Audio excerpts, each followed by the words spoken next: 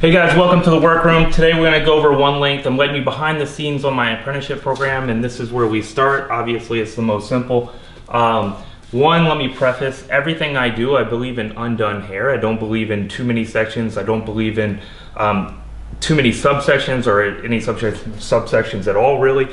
But what I'm trying to do is I want you to think about everything you do. So along the way, as I'm drawing this and stuff, I'm gonna give you little tidbits of what I'm thinking about. And hopefully you'll be able to think about hairdressing from the inside out instead of just this cookie cutter of A plus B equals C. And somehow, some way, you're gonna get to a point where if I just follow these sections perfectly, I'll get a great haircut, and that just isn't how the world works. Like, we can take the same sectioning pattern for a haircut and then put it on all these different textures, and it just will be wrong on most of them. So you really have to be able to adjust, and what we think and what we try to train at the workroom is that we're really training the eye. That's the most important piece of all of hairdressing, and it's a really hard thing to do, but I'm gonna give you these sectioning patterns even though I'm doing it without being able to train you in person and without the eye. So I'll try to explain it as best I can, but if you ever have any questions or stuff, hit us up in the comments. Let's just get going on this. Also, I'm not so great at drawing, but I've gotten decent at it over the years with these head shapes. I'm really not decent at it. But, so my first section is that section below the nape, or that incorporates the nape rather, below the occipital bone. Usually it kind of comes like a slow or mid-diagonal forward to the back bottom of the ear. It really depends on density. I take more or less depending on how heavy and thick their hair is. That section is almost entirely to incorporate the nape, like everything happening there on the bottom of the neck. And what I'm trying to do is I'm trying to get all that hair that has like a bit of a graduation to the head and incorporate it all into one section. And the reason I'm doing that is because this is going to have the bulk of the graduation of the haircut, meaning the stuff that's going to stick out underneath of the length. So what I'm going to do on this first section is put their head down. This is the only time I really manipulate people in their heads at all, and it's just a slight comfortable forward. If you go too far into the chest, it gets really uncomfortable for the guests. I'm all about their comfort, so I don't have them stand up or anything. I just have them put their head down slightly. And then what you'll see is I cut this fairly quickly, and then they will automatically put their heads back up. I think that's something that's really interesting, that you don't even have to ask or like push their head down or anything. You just, a slow guide to that just down slightly. And I ask them, please, can I just get you to put your head down just slightly? And then I kind of guide it there so they don't jerk it down and I don't push. Like, that's one thing I see hairdressers like really jerking the head around. That's not what we do. It's not elevated. It's not like guest friendly. So we're not going to do that here. There's two ways to do the one length. The first way is what we're going to do today is for like really long hair. So I'm gonna invert that one length back to a single plane.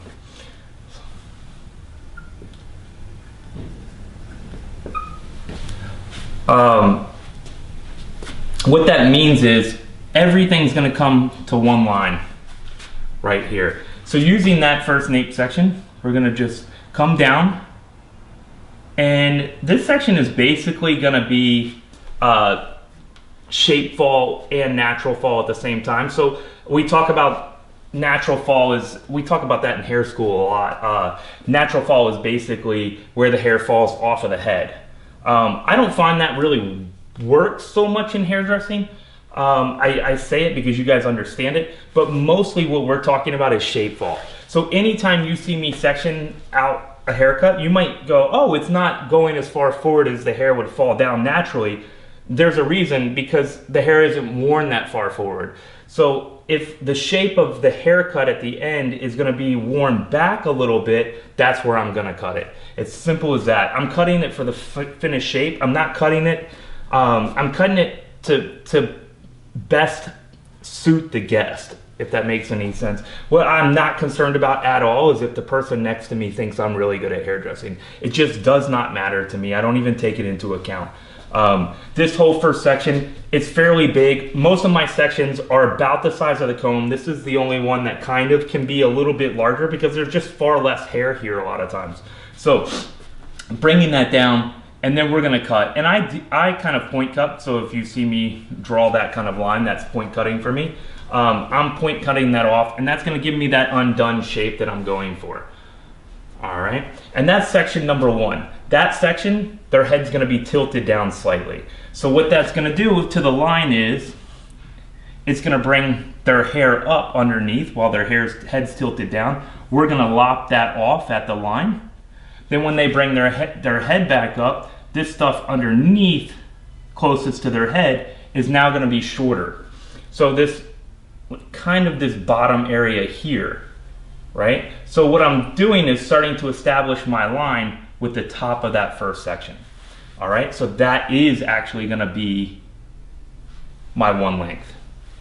Does that make sense? Let me just erase this line. My second section is usually to the top back of the ear. This, I drew a funky little head, but doesn't matter. More important that you get the information. And this is gonna also be at shape fall. And this section, as you notice, is gonna be the widest part of the back of the head, okay? And then it's gonna kind of, the head kind of rounds in, so the widest part of the head starts to round up with the head shape, right? So we're just trying to incorporate that. But what this section is gonna be, this is gonna be all of my strength on that line. All right, all of this is gonna be the one length line. So we're now really gonna establish how strong or how soft we want that. Like, we talk a lot in here about manipulating weight, so I might cut into that line in a myriad of ways just to soften that line if I want. All right, that's my second section. And that's everything kind of behind the ear. That would be what I would consider the back of the head. If you notice, I do not quad this. Even on a person, this is two sections, or two kind of splits for me, like one side, the left side of the head and the right side of the head. And I'm also always coming off of a part. And when you hear us talk about this, you'll hear the part side is usually the weak side. It has less hair on it. So we talk about the part side in here as the weak side, and the other side is the heavy side, or the strong side. Strong side, not the heavy side. But we will say that, you will hear me say that. Doesn't really matter. I don't really care about the terminology. I just do it because it relays the information to you guys, and I try to do it in a way that, like, we all understand each other every day in the hair salon, and I try to keep it simple. I'm not into, like, for instance, you'll never hear me use the term over direction unless I'm telling you how silly it is, because there's no such thing as over direction, in my opinion. That's just a word established to try to confuse hairdressers. You're always just directing hair to a point, period. Simple as that. That second section, really, you have to worry about the front of this. So we're gonna always make sure that this line is just coming down slightly towards the front. And the whole reason for that is, as you come around to the side, you have that gap around the ear, right? We always talk about these holes in the haircuts that we're worried about. So we're gonna go slightly down. And that's just to protect it if it comes up slightly. It's not gonna come up that much, but it could pop up slightly. Usually you'll take the weight, even if their hair was fine enough that it would jump up, you're gonna take that weight from the second section and the third section, and you're gonna make it heavy enough that it wouldn't do that anyway, so you don't really have to worry about that. And if it just pops up a little bit, that's what we really want. We don't want that inversion anyway on the hairs underneath. You're just trying to establish that line on top of it.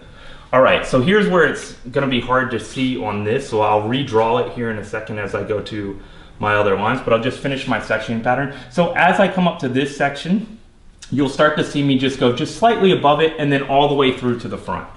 All right, and I'm gonna kind of work kind of slight diagonal forward. If it doesn't, and if you just follow kind of the horizontal shape of the, like right around the parietal ridge there as you work forward, that's fine too.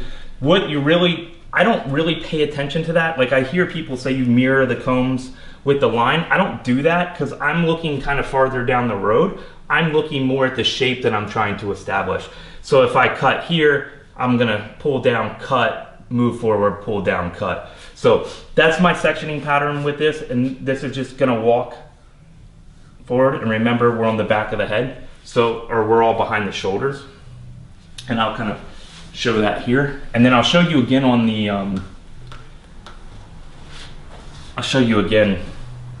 actual dry cut. So this is the best I can do for the back of the head. This is kind of our nape area in the back. I don't always draw that. I just kind of draw that first line here. What you're gonna see here is, that's my first section. That's my second section. My third section comes through, and there's probably gonna be a fourth or a fifth section on the weak side, but there's not gonna be any more than that on the strong side. There's not gonna be any more than that on the weak side. The weak side for me is usually 2. Strong side is sometimes 2, mostly 3. Pretty simple. I'm kind of working visually with balance. You can't follow balance perfectly with your hair cutting with sections. It's just not possible because your hair is farther forward on the strong side. So you're not gonna get a perfect balance anyway, and I'm combing back to a point in that shape fall where I want it to sit. So I'm cutting to that point and bringing that hair back. So as I'm talking about this is my plane, and we're going for, well, let's draw it a little longer. We're going for a shape that's slightly bent right there. So when you see me do these things, I will not cut that steeple in. This is my first section,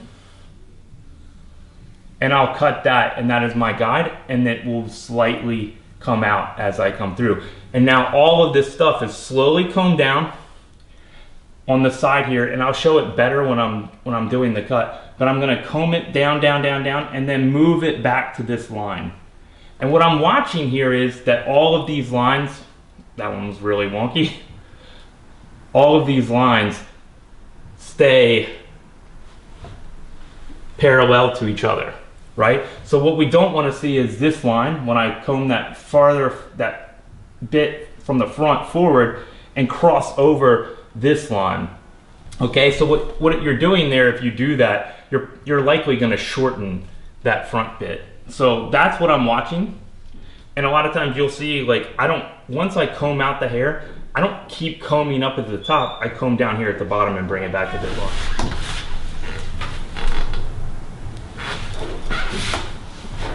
All right, guys, today we're working on inverted one length, so that means we're gonna bring it all back to a plane here, and then we're gonna cut that on that plane. That would be for any one length that is likely, well, is long enough, not likely, is long enough to sit behind the shoulders, just to make sure that we get a nice, good, heavy line back here instead of the rounded up, okay? So that's what we're going for here.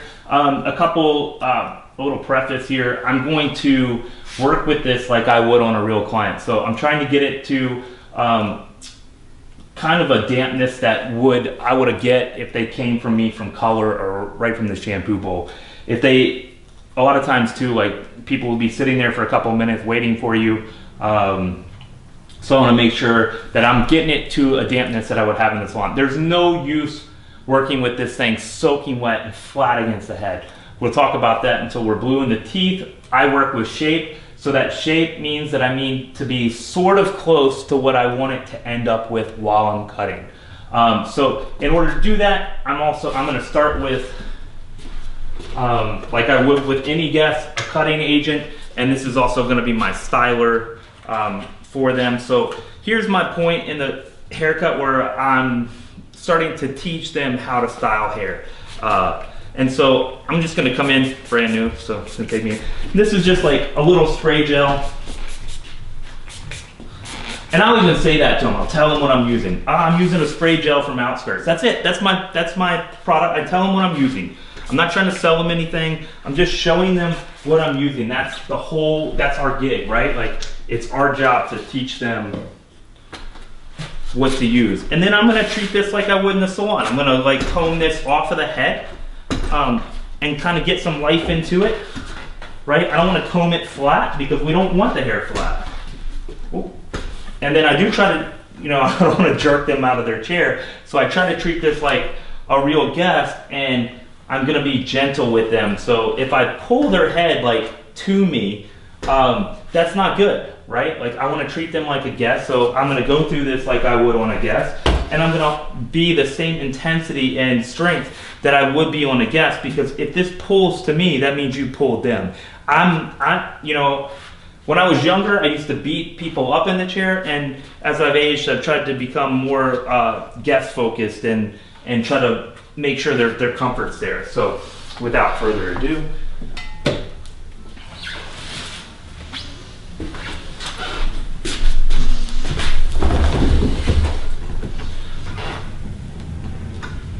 so when I'm doing this, I'm just gonna get behind them in the salon and try to figure out what makes the most sense, because what I really wanna do is, even if I'm doing a trim, I wanna make sure that my line gets to a strong part in the front corner, right? I know the back corner is gonna be longer because it's already longer, right? And it's, so if I just come in here and put that line in, that's it, that's all I need to do. If they tell me to take off an inch, right here I'm gonna make a decision. Well, I could take 3 inches off in the back and it's still less, and it's still like a 1/4 inch to a 1/2 inch in the front. So they're not gonna miss that, right? So that's my job. So I'm trying to just decide for them. Now I'm not gonna take, if they tell me an inch, I'm not gonna take 2 inches off the front, but I might leave the front and then take 2 to 3 inches off of the back bottom, right? So you could have these decisions. Now obviously this is like 9/10 of our job is just reading the guest. So just wanna make sure that we're clear on that. So I'm gonna try to stay out of the way. I wanna work with this kind of off of the head. So here's my sectioning pattern in the salon. I'm gonna come straight down, right down into the center of that, and then I'm gonna come off. There is no reason at all to take that section all the way down. Now, if you're concerned about that front and making sure that length, you can pull that out so you can see it and make sure that you're coming to it, right? There's no right or wrong here. All you want to do is make sure you get to the best final product possible. All right, so I typically cut with the looser side of this comb. And on this first section, on them, it depends on their density and how long this is. But if it's really long, I'm not going to move their head down. But if it's not so long, I'm going to have them put their head down slightly, just to bring those graduated pieces up a little bit. So when I'm teaching, I might cut like this to show, but I would kind of be directly behind this section in the hair salon and really be paying attention to balance. But if I get a little unbalanced, it is what it is. I don't really care. I'm more concerned about the education and getting the information across. And I'm just basically going to shoot for that corner.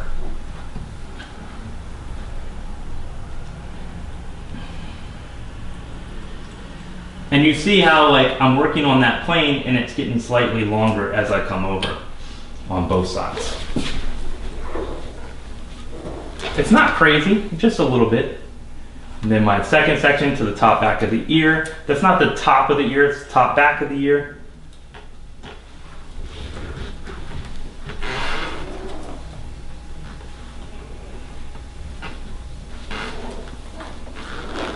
Right? At the end of the day, we're just establishing a line here at the bottom. And if I want to be loose, I want to cut loose. I want to cut with my feeling. So if I wanted this to be super aggressive and perfect, I'm going to cut perfect. If I want it to be loose, I'm going to be loose. And it doesn't matter. You know, do whatever, leave whatever weight line you want on it. You know, the only thing that matters here is balance. So obviously you don't want to take someone with fine hair and then like over texture them and then like collapse the shape, unless that was what you were going for. There's a time and a place for everything. But really all I want to do is make sure that that line is balanced. That's it. Nothing more, nothing less. If you comb that straight down and you dry it out, and it's still going to look like a perfect line. It's just going to be softer.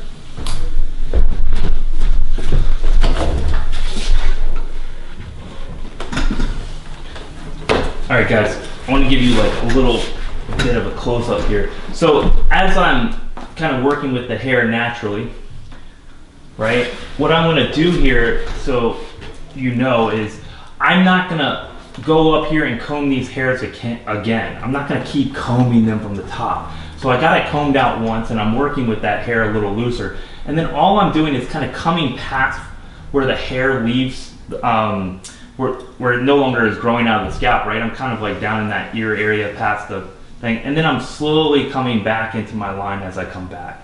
So that's all that's happening here. So reiterating, past the line, and notice how my comb is down and not flat in, down, gives you a better tension. So I'm kind of coming back, I'm not holding, and then I just comb right to my cut point and then hold at my cut point. That's all that's happening. So that just coming back to that line, that plane that I'm cutting on. All right, so just taking that slowly, and it kind of slowly happens at one time.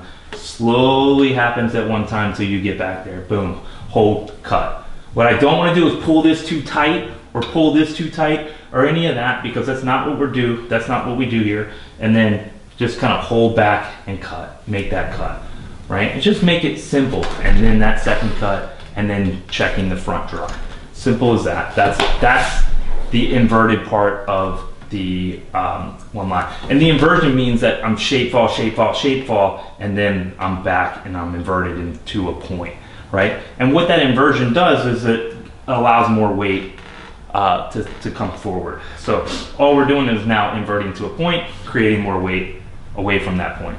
Inverting to a point, creating more weight. Since I'm trying to make the corner strong, not only the back corner, but the front corner as strong as I possibly can, that's why I'm inverting to that parallel line and then coming up and then working the haircut from there, right? If it was above the shoulder, shape fall, or like even sitting on the shoulder, I'm gonna cut it, shape fall, and turn with the hair and the head. So boom, boom, boom, boom. We'll do that haircut next, but for now, inversion.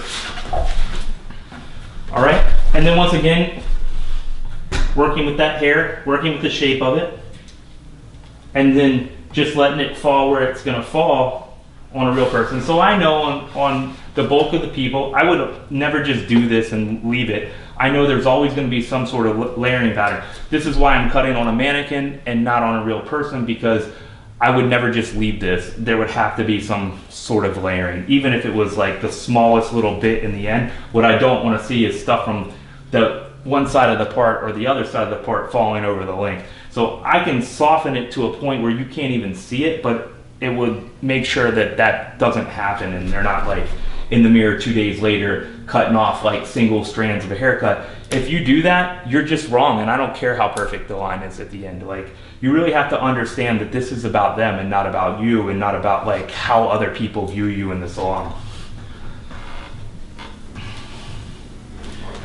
We're pretty good here, so I don't think there's anything to cut here. There's nothing to cut, so I'm getting my weight. It's square all the way across. I'm getting my weight. It's slightly longer as I get forward, and that's what we're going for, right? So we want that slight bend, right? So now all I have to do is kind of push this hair into shape fall, and then right here, right where I think it's gonna wear, I'm gonna come in and I'm just gonna square that up a little bit from the side. Like, I'm perfectly on the side. If they have a lot of hair, you might want to come here and just like dust the connection. I try not to do that too often because that's where you get the rounds.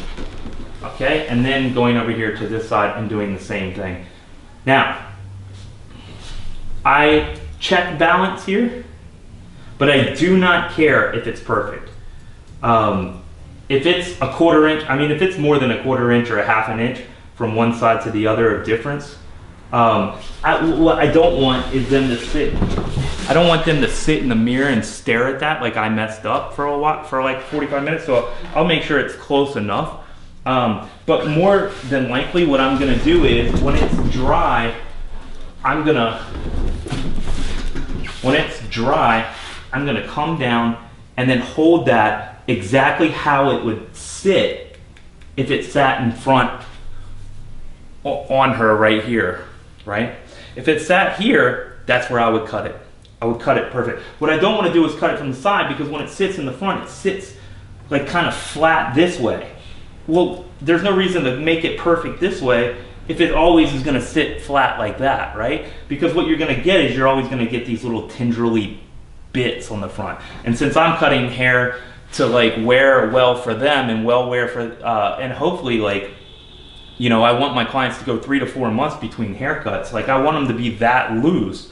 So when they wake up every day, it already looks good. And like, I like haircuts 2, 3, 4 days later. I want them to maybe style it once and then sleep on it for 4 days and get more and more soft and more matte. And like, it just to feel like, so it gets so glamorous and like loose and undone. And you just have this like sex appeal that's just everything, on those next days. So they're not getting up every morning and doing the cheerleader curl and moving on with their life. Like that to me is worst case scenario.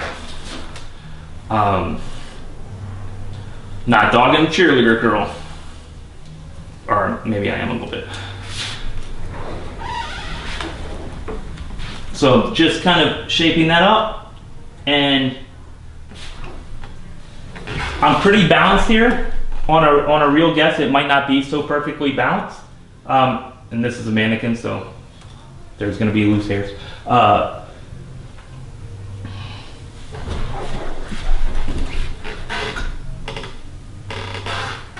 So I work with the shape of this, and you know, I might stick a pin in this or something and go ahead and let this dry or diffuse it, or I might just do some sort of twist dry or clamp dry with my hands.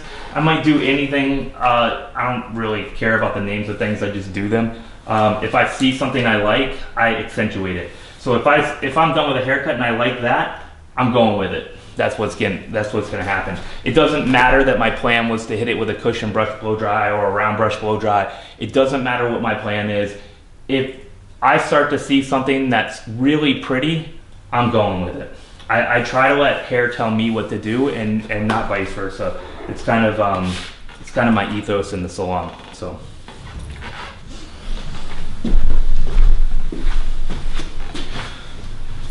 All right, guys, thanks for watching my inverted one length haircut. Hopefully that haircut's gonna make a lot of sense to you when you're trying to keep the corners as strong as possible, especially on those really long, finer hair clients.